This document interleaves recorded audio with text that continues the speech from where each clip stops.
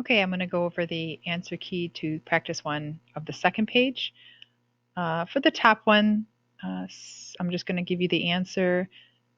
X was equal to, the final answer, X was equal to 1.4 times 10 to the negative 6 molarity, which equaled for both of those ions, since they were both in the same molar amount. Okay, and I'm going to go over this next two problems really quickly. All right, so my first part of the rice is my reaction. So I'll write out my reaction. NiCO3 is in solid form and it disassociates. The equilibrium equation would be Ni aqueous and CO3 -2 aqueous. We cross that out because it's a solid, and we will put down that the initial is 0 for our purposes in honors chemistry. I'm going to use a variable x for both of these. And since we have 1 mole of each of those, it's just x. So if I go further and I know that 1.4 times 10 to the -7th is what I was given for the overall, is equal to x, concentration of x, times the concentration of x. Well, x times x is equal to x squared.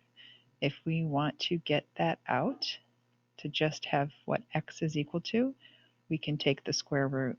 So we take the square root, I get x is equal to 3.74 times 10 to the -4th molarity. We can now take a look back at our variables. Notice that they're both x. Therefore, this amount is equal to nickel, and that same amount is also equal. They're in equal amounts. There you go. Let's take a look at silver sulfide. We'll do the Rice equation.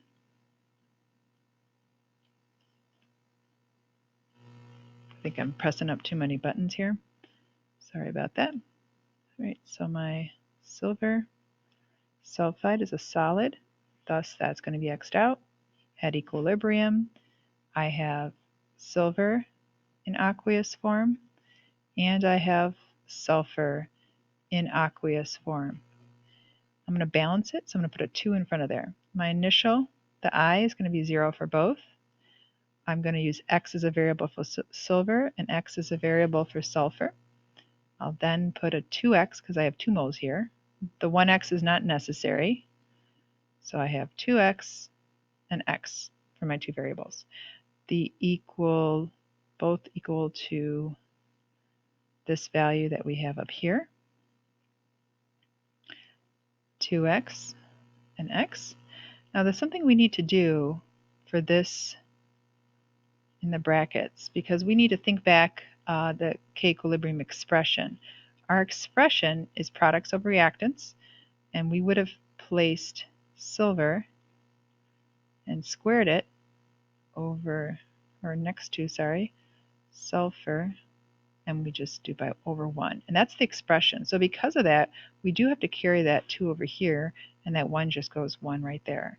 So we would look like this, 2x squared, well, times x. So let's do the math there.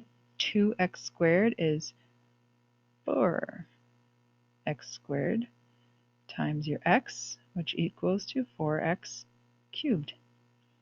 That's still all equal to 1 times 10 to the -49th. So now we got to do the math. Divide by 4.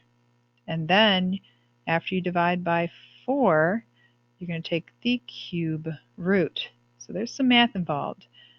I'm going to take my cube root, and I'm going to get x is equal to 2.9 times 10 to the -17th. Luckily, your calculators can do that for you. Usually for the cube root, you can use the caret key. So my x is for my sulfur, and then in order to get my silver, it's going to be 2 times that, which is going to give me 5.8 times 10 to the -17th for my final answer. All right, review and stop when necessary.